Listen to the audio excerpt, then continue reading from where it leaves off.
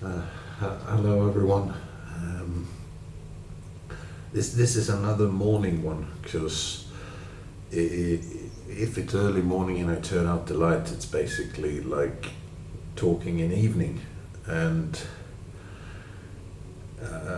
this time you may hear a little bit of music in the background, and that's because in the morning I try to listen to music for a while because it helps me process a lot of feelings and thoughts from yesterday and days before, information that's been bothering me, but that's ultimately not entirely relevant always, and it helps a lot.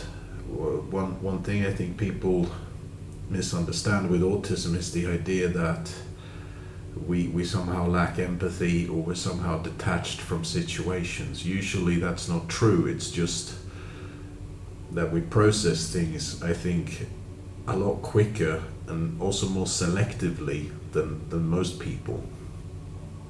And we're also bullied from an early age into hiding our emotions, saying that the way we express them is somehow wrong, that we overreact or whatever,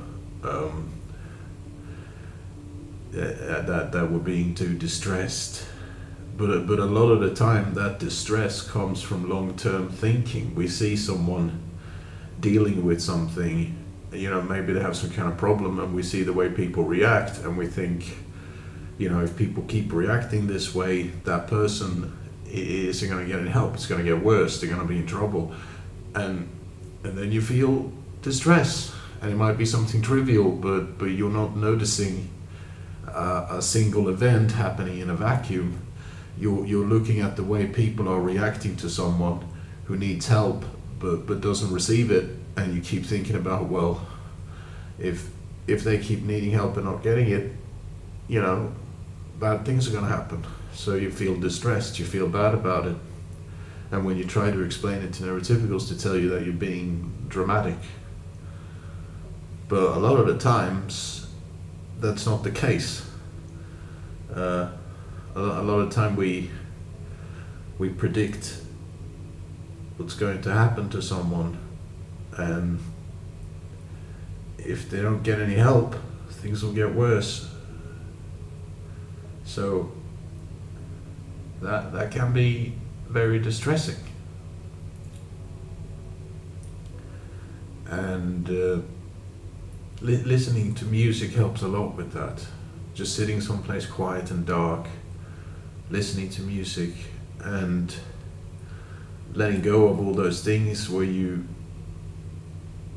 couldn't quite communicate something, and people didn't listen to you, because those are the things that gets worse. Thankfully for me, people have listened quite a bit since I started unmasking, so it's not as bad as always. But there are still people I encountered in Madrid that I worry about. I also think about my mom and all the stuff that's happening there. I was supposed to go to a house yesterday and collect some things, but I just couldn't.